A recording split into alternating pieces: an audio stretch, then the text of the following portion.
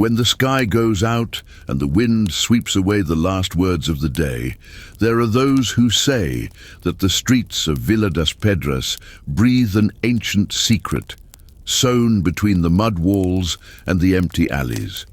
It is not only the pitch black that makes the heart beat faster, but the echo of stories whispered from generation to generation as if the night had teeth and waited hungrily for the stumbling of someone distracted. That night, the kerosene lamp flickered on the porch, casting crooked shadows on the tiles. Beatrice always laughed at her grandmother's superstitions, but at that moment, every creak of the floor seemed like a warning. The smell of wet earth mingled with the bitter perfume of fear. At the back of the yard, the old well, covered with boards, held more than water. It kept silence. It kept promises. Beatrice felt the presence before seeing her. It was not a figure, nor a sound. It was a weight, as if the air became thicker, as if breathing was more expensive. His grandfather always said, between sips of cachaça, that the night has eyes, and that there are things that only appear when no one is looking. The lights of the neighboring houses went out, one by one, as if everyone had agreed to abandon ship at the same time. Loneliness dragged through the room, through the cold walls, through the old photographs hanging next to the cracked crucifix. The wall clock read 11:44, but time seemed to stretch, lazy and cruel. In silence, small sounds gain monster size. A glass cracked in the sink. The hoarse meow of a cat that no one has seen since last summer. The whisper of the wind, carrying stories that no one dares to finish telling. And outside, the rustling of the leaves. Or were they footsteps? Beatrice wanted to believe that all that was the result of fatigue. But the goosebumps don't lie. Fear does not need logical explanation. It settles like an ancient virus pulsing through the veins, tinging thoughts with distrust. Why didn't the dog bark today? Where is the key to the gate? Why does the night seem longer when courage hides? Every minute the house shrank around her. The memory of childhood, of bathing, in the river, of June parties, of the smell of corn cake, seemed as distant as a forgotten dream. Now all that was left was the sound of his own heart, so loud that it almost drowned out the rumors outside. But before trying to understand what was happening, it was necessary to feel what Beatrice felt. The discomfort that is born when reality bends under the weight of the inexplicable. The fear that perhaps the monster is not outside, but lurking behind its own eyes. In small towns in the countryside, the night has its own laws. And when the night turns to beast, fear is no longer just an idea. It takes on flesh, smell, and sometimes a name whispered in the darkness. As night falls over the small town of Willow Creek in the interior of Maine, the wooden houses seem to shrink under the weight of the dark, and the silence becomes almost solid. Beatrice, or Bea as she prefers to be called since she moved to the United States, always thought she could leave the past behind. But the ghosts of memories, you know, they travel with us, occupy empty places, hide in the shadows of rooms, and sometimes resurface when we least expect it. Bea is 27 years old, with long dark hair almost always tied up in a scruffy bun, brown eyes that seem to carry a silent storm. Since she was a child, she has carried with her a sense of displacement, as if she never really belonged anywhere. In Brazil, she was the granddaughter of the weirdos, the one who listened too much, who dreamed too much, who was afraid of the dark even after she grew up. When she moved to Portland, she tried to erase that part of herself, immersed herself in psychology books, sought rational answers to everything, but never managed to shake off the old, nocturnal restlessness. Now, after a difficult breakup and months of struggling with anxiety, Bea decided to accept Great Aunt Helen's invitation and came to Willow Creek for some time. It wasn't a vacation getaway, but a chance to start over, or at least to pause the world for a moment. Helen's house is at the end of a dirt road, surrounded by tall pine trees and a lake that, at night, seems to absorb all the sound. The village is small, few streets, a grocery store, a wooden church, and a permanent feeling that time there moves slower. On the first day, Bee strives to see beauty in isolation. The house is old, with creaking windows, heavy furniture, and an attic full of dusty boxes. Helen is kind but reserved and says little about the family's past. At night, Bee tries to distract herself with a book, but the wood of the floor crackles with each stronger wind, and the ticking of the old wall clock seems to want to fill all the silences. Bee has always been afraid of the unknown, but she never admitted it out loud.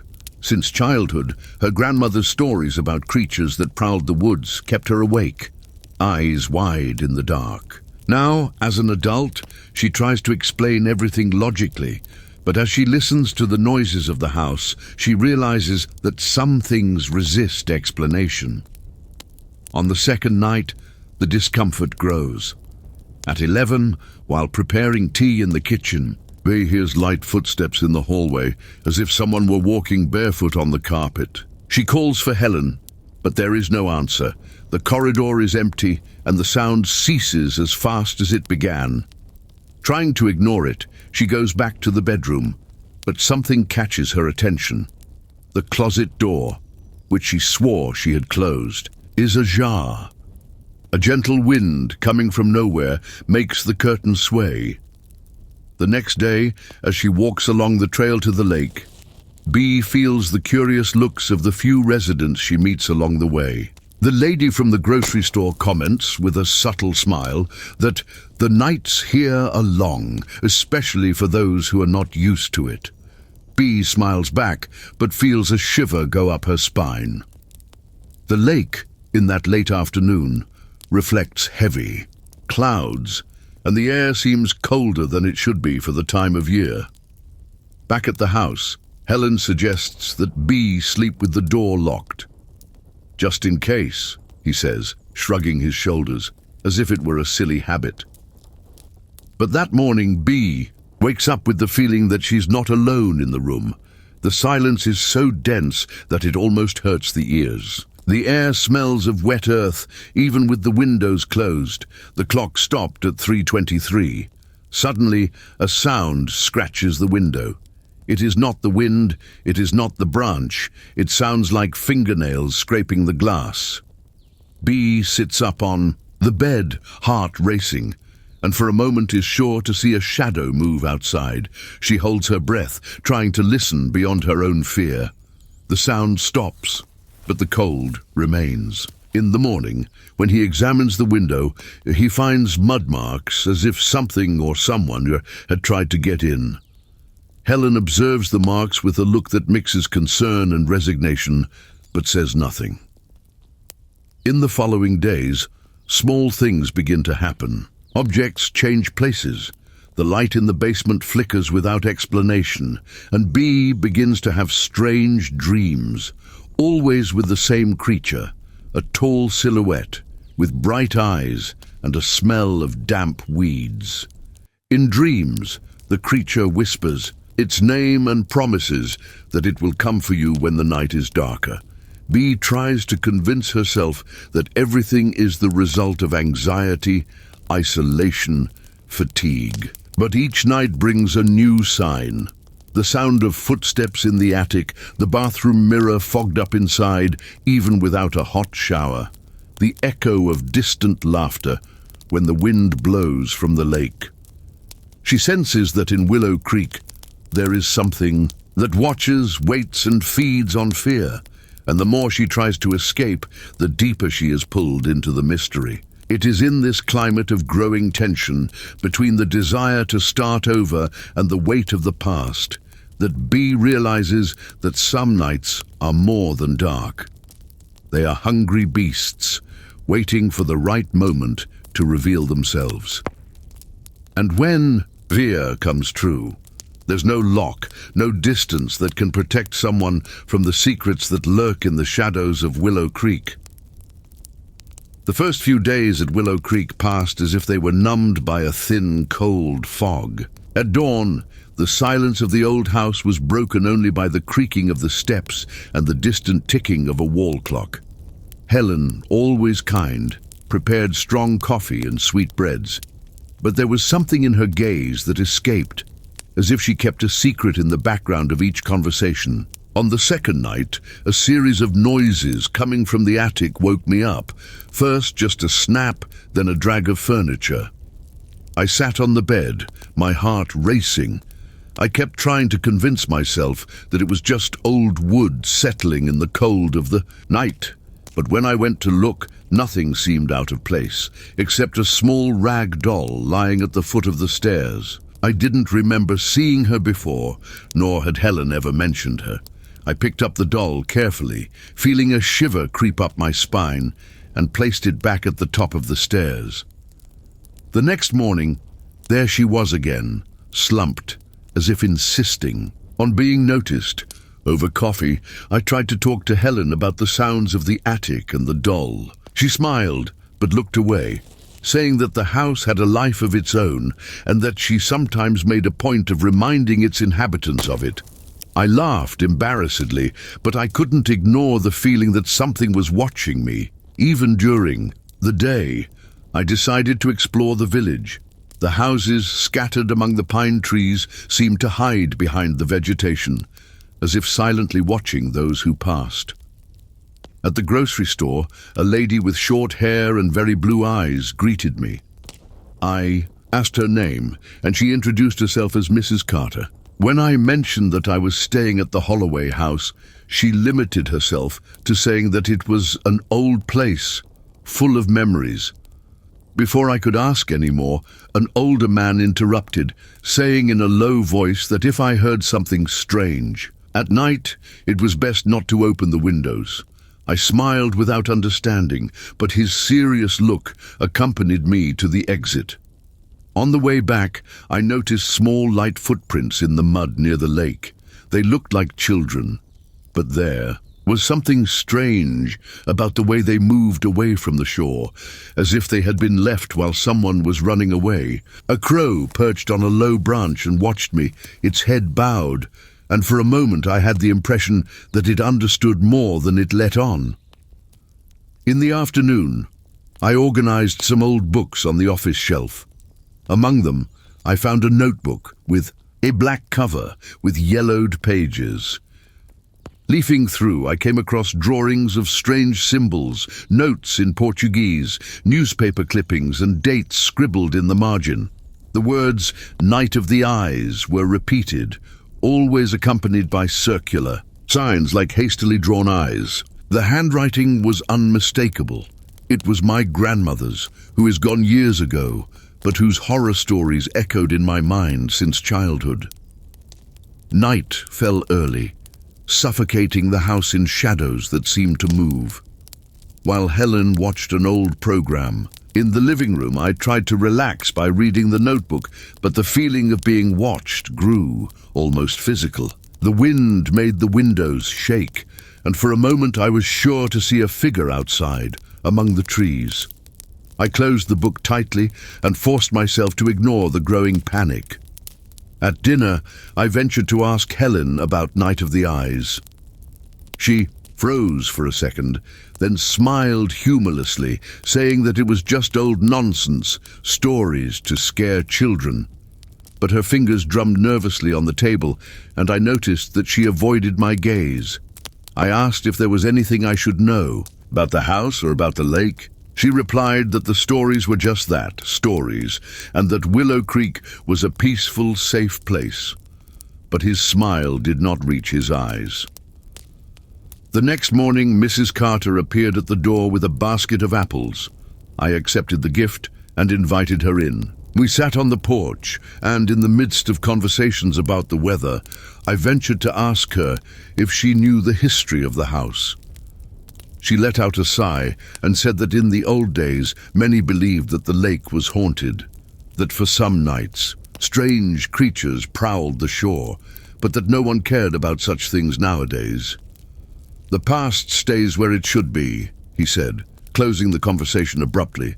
Before saying goodbye, she warned me to keep the lights on at night, especially if I heard footsteps outside. Time seemed to stretch, every minute loaded with expectation. The wind howled among the pine trees, bringing with it the smell of wet earth and rotting leaves. Each night, the noises increased. Creaking doors, dry attic knocks, barely perceptible, whispers. The rag doll continued to appear in unlikely places, as if it wanted to guide me to some secret. I started sleeping badly, always waking up at the same time, 3:15 in the morning. On one of these early mornings, I clearly heard a muffled laugh coming from the hallway.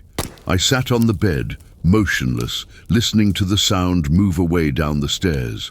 I ran to the hallway, but only found the emptiness of the sleeping house, and once again, the doll lying at the foot of the stairs.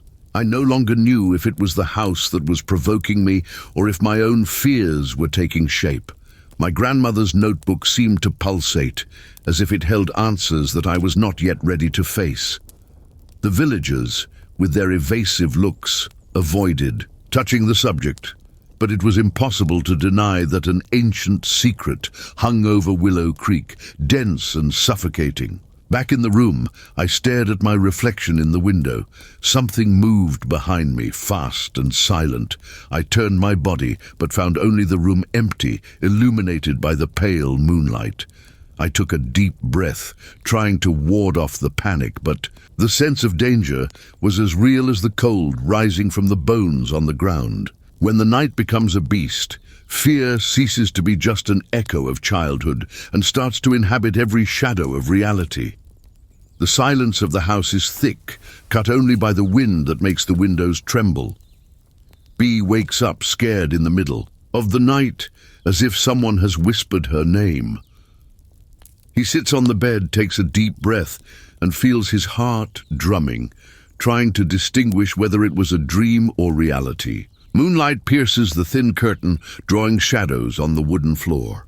The rag doll, once left on the living room shelf, is now sitting in the chair, staring at Bee with sewn eyes. Bee stands up slowly, walking barefoot down the hallway to the living room where the doll should never be. The smell of old wood and an icy breeze make her shiver. She hesitates, but takes the doll in her hands and notices that something is sewn inside the fabric belly. She feels a strange, hard volume, as if someone had hidden something inside a long time ago. He decides not to open at that moment. Instead, she puts the doll on the highest shelf and goes back to the bedroom, but sleep doesn't come back. The next morning, Helen's coffee is strong, but it doesn't dispel the fatigue that hangs on her shoulders. Bee watches her great-aunt carefully. Helen avoids talking about the history of the house. When Bee mentions the doll, Helen just smiles, non-talking, and says that it is just a family memory. But Bee notices a tension in her eyes, as if hiding something. After breakfast, Helen goes out to settle matters in the village, and Bee is left alone. The house seems to breathe around her, creaking and crackling. Bee decides to explore the attic, a place that has always given her goosebumps. He climbs the narrow stairs, stumbling over dusty carpets. Upstairs, light enters through a dirty window, illuminating old boxes and furniture covered by sheets. She rummages through the boxes. Yellowed letters, black and white photographs, newspaper clippings. One of the photos draws attention. In it, her grandmother appears as a teenager, alongside other women, all wearing white cloth masks and holding candles. On the back, the date, October 21st, 1952. Below, a phrase, "The night of the eyes does not end with the dawn. Fear grows." Bee feels as if someone is watching her. He turns quickly, but there is no one. He continues to rummage through the boxes and finds an envelope addressed to his grandmother, written in trembling handwriting. "Don't let them see you." Inside, a note. "The lake keeps hunger. If you hear the call, close your eyes and don't enter." With trembling hands, Bee returns to her room and takes her grandmother's old notebook that she had already found. He flips through the pages full of symbols and crossed-out words. In one of them, there is a drawing of the lake, surrounded by open eyes. In another, a list of names, including his mother's, and a blank space just below, as if waiting to be filled. The phone rings, breaking the silence. It's Mrs. Carter, the neighbor. Her voice sounds even more cautious than usual. "Don't go out at night, honey. And if you hear someone calling for you outside, don't open the door." Bee feels a chill run down her spine. She tries to ask what happened there, but Mrs. Carter only repeats, "Protect yourself." They don't forget. That afternoon, Bee decides to go to the lake. The path is tortuous, surrounded by tall pine trees that muffle the sound. The lake is motionless, mirroring the grey sky. She approaches the shore and feels a strange pressure in her ears, as if the air is heavier. Suddenly, he sees under the water a shadow moving slowly, as if something was lurking. Remember the note, "The lake keeps hunger." When he returns to the house, he finds Helen sitting on the porch, looking dejected. Bee, not wanting to run away anymore, shows the photo of the masked women and the note. Helen sighs, her eyes glistening, with suppressed tears. "I tried to spare you from that," she says. "Your grandmother, all of us, we were part of a pact many years ago. It was to protect the village from something that lived on the lake. But pacts have a price, Bee, and sometimes the price is our peace." Bee asks about the Night of the Eyes. Helen hesitates, then confesses. "That's when the darkness wakes up. We kept vigil, wore masks so that they wouldn't recognize our faces, but some of us heard the call and never returned." Bee feels the weight of revelation. "And me? Am I also connected to all this?" Helen holds his hand. "You were born on the night, when the lake was most restless. Your mother believed that this would mark you, but she tried to escape fate. Now that he has returned, they feel his presence. As night falls, Bee feels a greater restlessness. The rag doll disappeared again. The wind howls through the cracks in the windows. She tries to close the curtains, but the doll's sewn eyes watch her from the top of a bookshelf. Suddenly the muffled laughter returns, echoing through the halls. The lights flash. Bee runs to the bedroom, locks the door and sits on the floor, hugging her knees. Leafing through her grandmother's notebook, she finds one last note. "If the night becomes silly, don't look her in the eye. Fear is the key, but it's also the door." Bee realizes that fear attracts presence, that her anxiety is not just an echo of trauma, but perhaps a kind of invitation. Outside, shuffling footsteps approach the door. A shadow passes through the crack. Bee closes her eyes tightly, takes a deep breath and repeats to herself, "Fear is the key, but it is also the door." He feels a wave of cold cross the room, as if something passes by his side. When she opens her eyes, the house is silent again, but the feeling of being watched remains. Now Bee knows she's not just a visitor at Willow Creek. She's part of an ancient cycle, a story that begs to be unveiled, even if it costs her peace. And he realizes, with a new and cutting fear, that some doors, once opened, can no longer be closed. The days at Willow Creek turned into a succession of restless hours, marked by a growing sense that something was approaching. I would wake up in the middle of the night with my hair clinging to my forehead, my chest pounding, the echo of a muffled call ringing in my ears. Always the whisper of the lake, always that veiled invitation coming from the darkness. And the ragdoll, with its eyes sewn together, seemed to appear in increasingly unlikely places. Sitting on the edge of the bed, slumped between the cushions of the sofa, peeking at the doorframe of the attic. No matter where I left her, she returned, as if she wanted to remind me of something or watch my steps. I tried to ignore it. I tried to rationalize, but the nights became impossible to go through. When the wind blew through the pine trees, I heard footsteps on the porch, the creaking of the floor, the sound of someone or something scratching the wood outside. One morning the lights flickered and went out, throwing the house into a pitch black so dense it looked like liquid. In the dark, I had the impression of seeing shadows moving with their own will, snaking between the furniture, projecting impossible shapes on the walls. The clock was 3 hours and 33 minutes when I felt a presence leaning against me, a sudden chill running down my spine. It was as if the air was full of eyes, hungry and attentive. Every day, it became more difficult to distinguish the real from what my mind insisted on creating.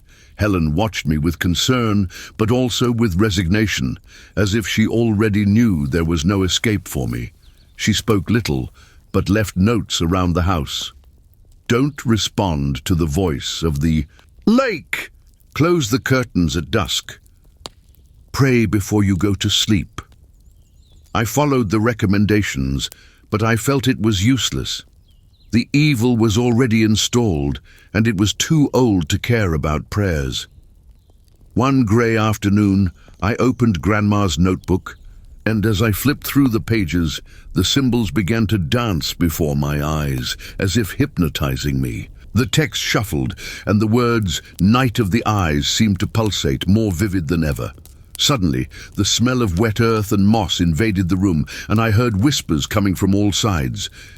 When I looked up, I saw the reflection of a masked woman in the mirror, her face covered by a veil embroidered with eyes. I blinked, and the image disappeared, but panic was embedded inside me. I tried to go out to breathe, walk to the edge of the lake, but the path seemed to lengthen endlessly, as if the forest wanted to swallow me. Trees closed in around me, and shadows jumped out on the sides of my field of vision. For a moment, I was sure that something was following me, dragging low between the roots and the leaves. I ran back, locking all the doors behind me, but the feeling of being watched did not go away. It only grew. On a night when the storm was raging, I woke up to the sound of knocking from the basement. Reluctantly, I grabbed a flashlight and went downstairs, guided by an impulse that was not mine. The old steps groaned beneath my feet, and the smell of mold and old iron was strong. At the bottom of the basement, I saw the doll sitting on top of an old suitcase. As I approached, the flashlight failed. In the pitch black, I heard the muffled sound of breathing, as if someone was right next to me. I spun toward the noise, but there was nothing. Suddenly, icy hands seemed to close around my wrists, and a hoarse voice whispered my name, not B, but Beatrice, with the intonation of my childhood. I let out a scream and ran upstairs, stumbling on the steps, my heart racing.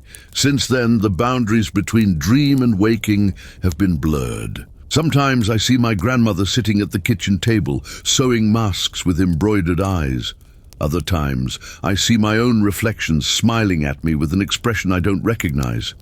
The lake calls, night after night, and the voice becomes more insistent, almost familiar. Come, you know the way, do not be afraid. The cycle needs to continue. I try to convince myself that everything is the result of isolation, anxiety, the weight of secrets.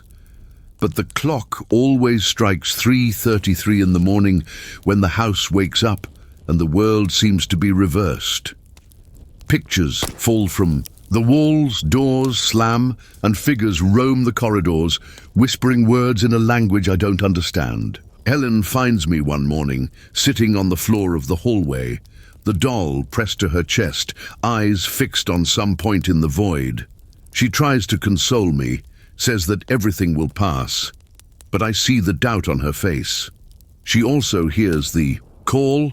She also feels the weight of what surrounds us. "You're not alone," she says, but the phrase sounds like a sentence. Gradually, I realize that I no longer have control over anything.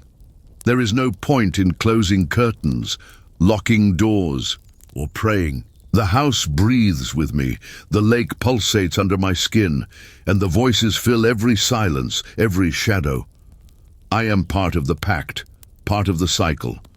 I don't know if I'm Beatrice or just another mask among so many others, trapped forever in The night of the eyes. Fear is no longer a passing sensation. It became matter growing inside me, occupying every space in the house, every beat of my heart. And now I know there's nowhere to run. The supernatural is no longer a distant whisper. He's here, hungry, patiently waiting for the moment to swallow me whole. Night falls heavy on Willow Creek. The wind blows like an ancient whisper, carrying the damp smell of the lake and the fear Bee tries to contain. Every corner of the house seems to observe his steps. There is a weight on her shoulders, a pressure on her lungs, as if the darkness itself envelops her. Bee tries to rationalize, to tell herself that it's just tiredness, that everything is explained by stress, but the doll with sewn eyes is back at her door. She doesn't remember picking it up, much less leaving it there. The ground creaks beneath her feet as she bends down to pick up the object. The rough cloth, the thick seams, the eyes closed, as if they kept secrets that they don't want to see the light of day. For a moment, Bee thinks about screaming, but it's as if the voice had been stolen.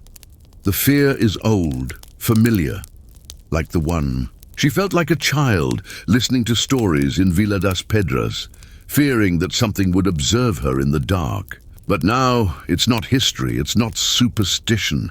The chill down my spine is real. Bee holds the doll tightly, trying not to tremble. He walks to the kitchen, leaving the light on behind him, as if he could keep the shadows away.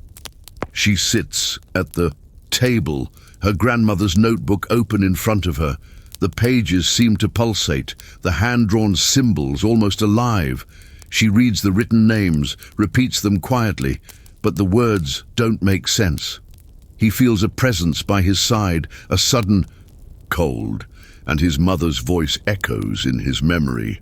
"Don't look at the lake after dark." Closing your eyes is no use. The images come stronger. Masked women in a circle, holding hands, singing in a forgotten language. The lake, quiet, but with something moving in the depths. Grandma's face fading into shadows.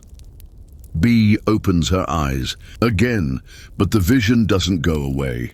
Fear is mixed with anger. Why her? Why always the women in the family? Why didn't anyone tell the truth?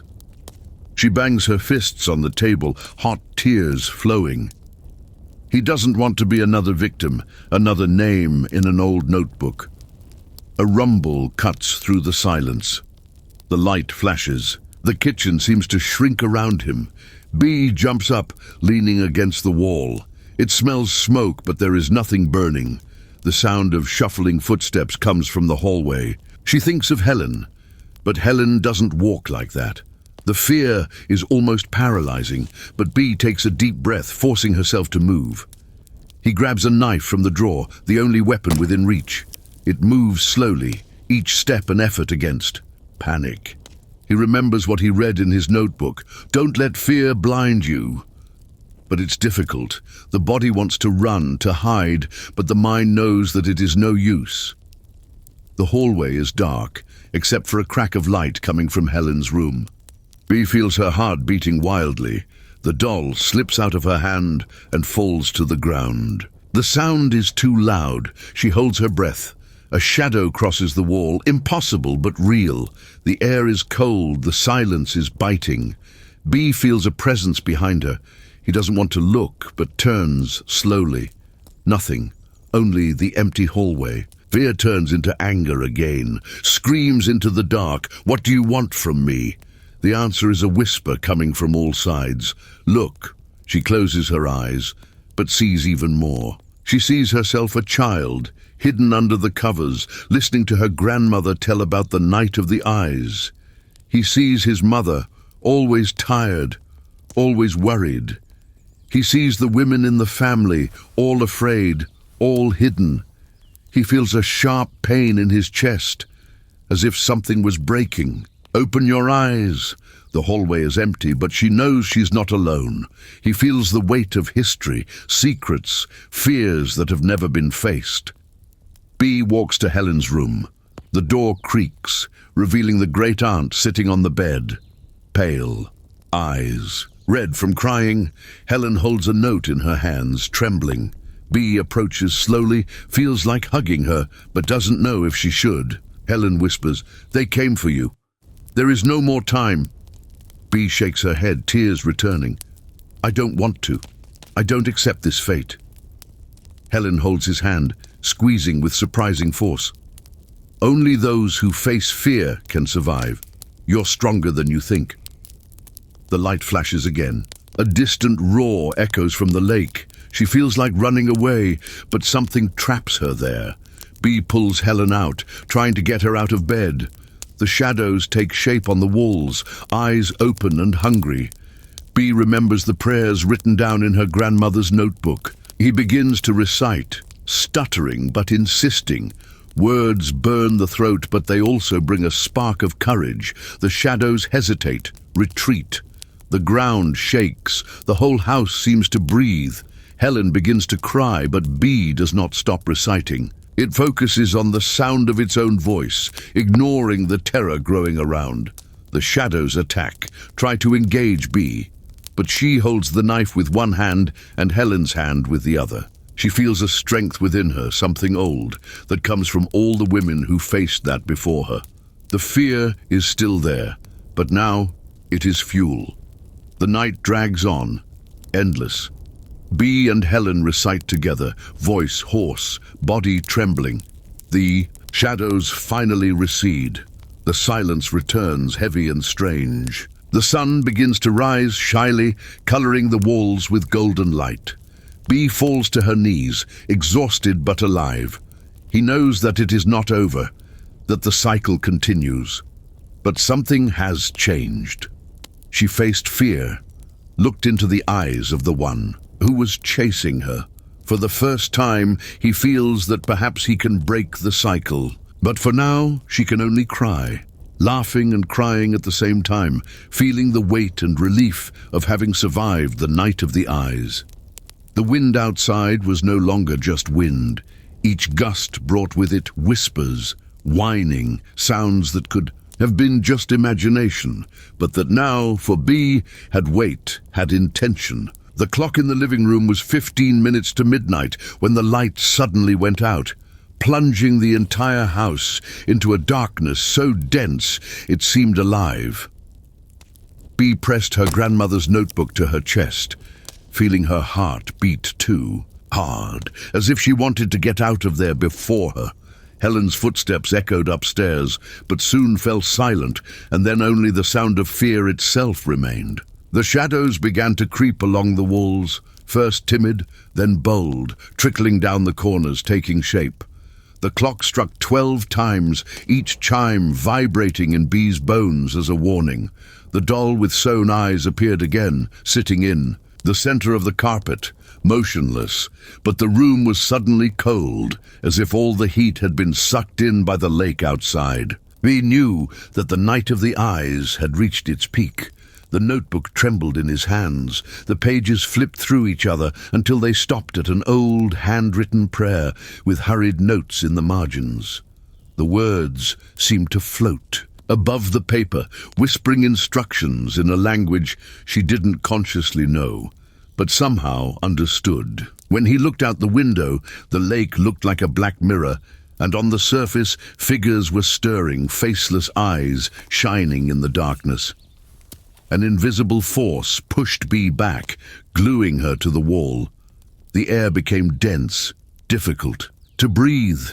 She felt the shadows trying to invade her thoughts, instigating childhood memories, the fear of eyes peeking out of the closet, the feeling of never being alone, even when no one else was around. It was as if the entity was trying to feed on all that.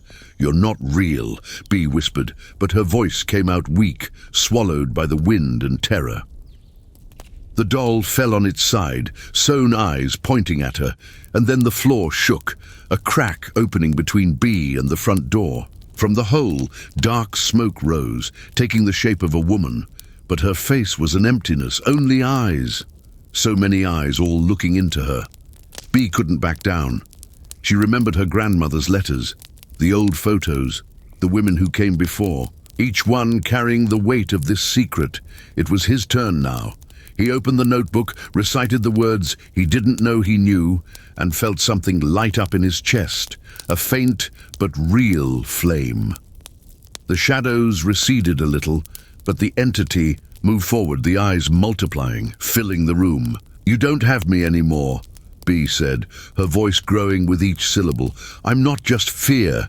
I am all of us." The entity hesitated, eyes blinking in confusion.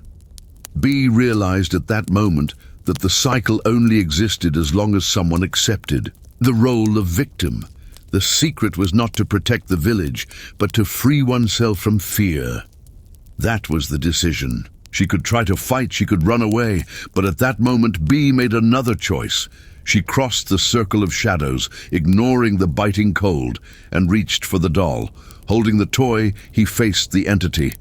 "I accept who I am. I accept fear, but it doesn't define me, and I will no longer carry this burden alone." When she recognized her own vulnerability, she felt the strength of the ancestral voices around her. The notebook shone in her hand, and the doll, once so threatening, now seemed just an old, worn-out, powerless object. The dark smoke faltered, his eyes melting into tears of light. The entity screamed, a sound that seemed to come from within the lake itself, and then dissipated like mist in the sun, leaving behind only silence. Bee fell to her knees, exhausted, her whole body shaking.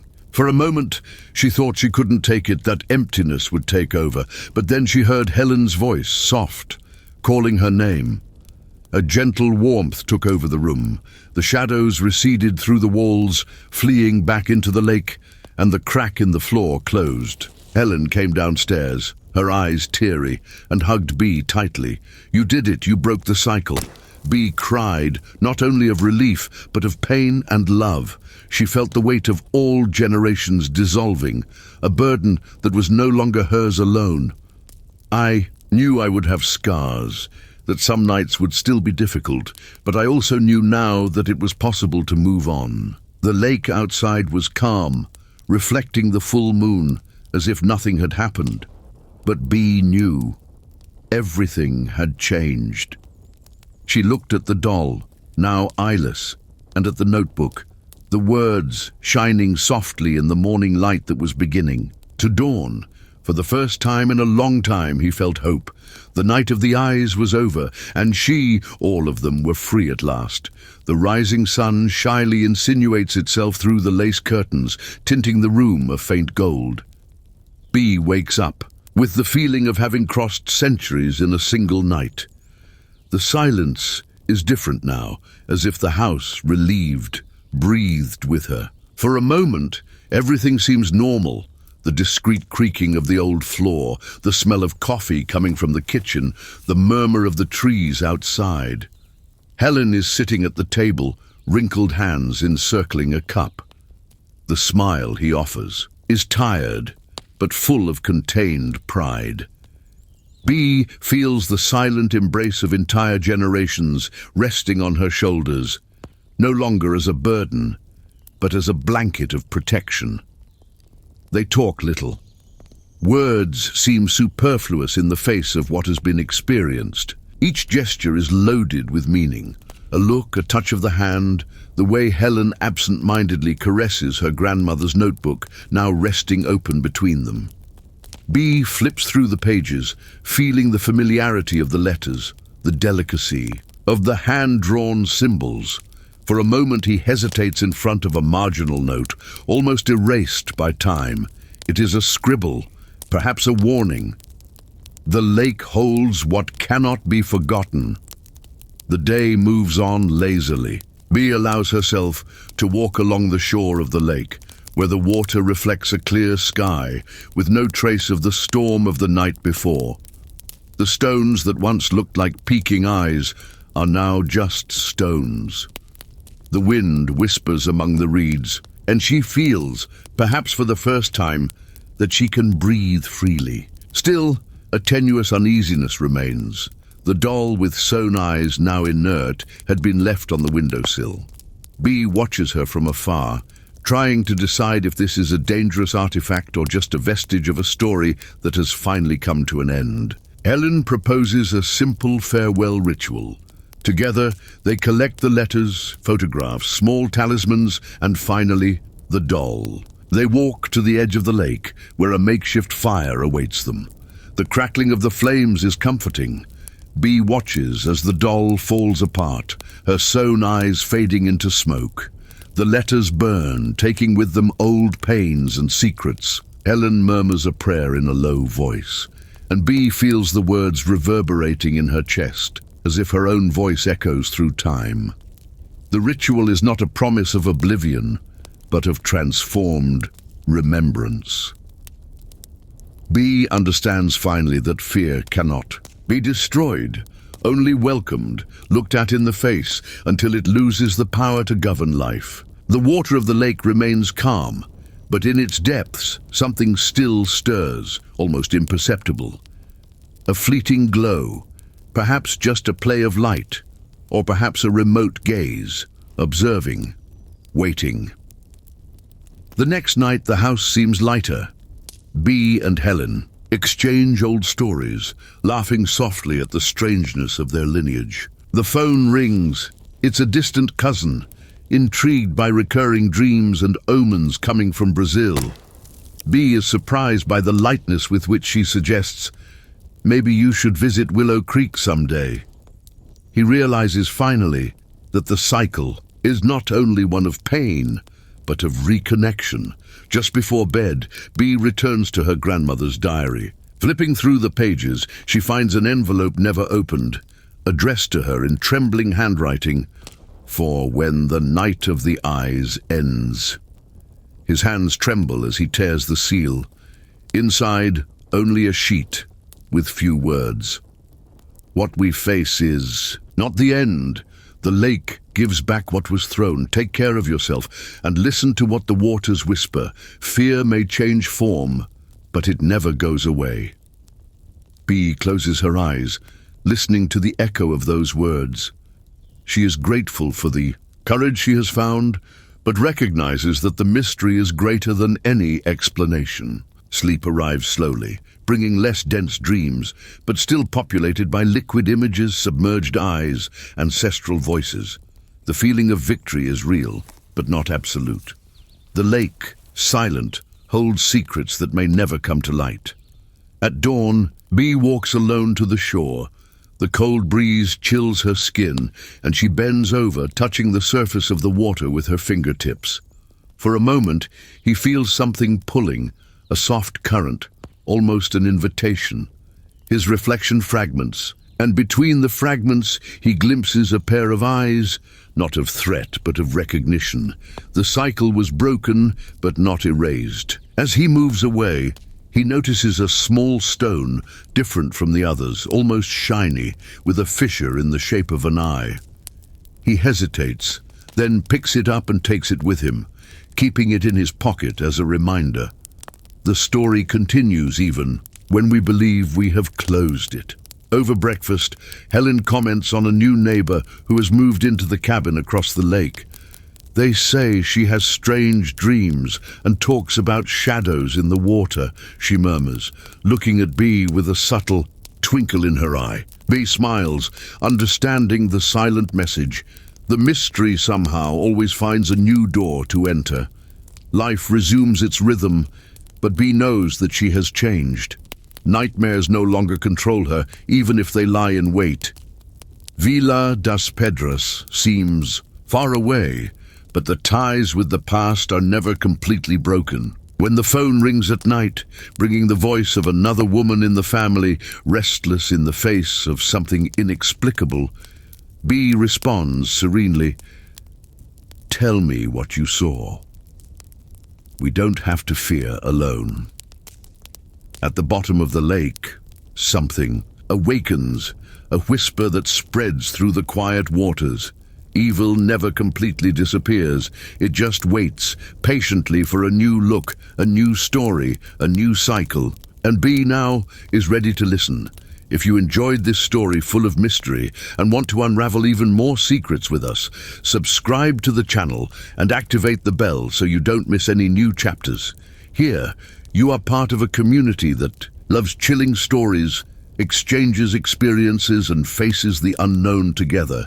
Come be part of this family and share your fears and curiosities in the comments. Don't waste time. Sign up now and embark with us on this journey full of suspense and discovery.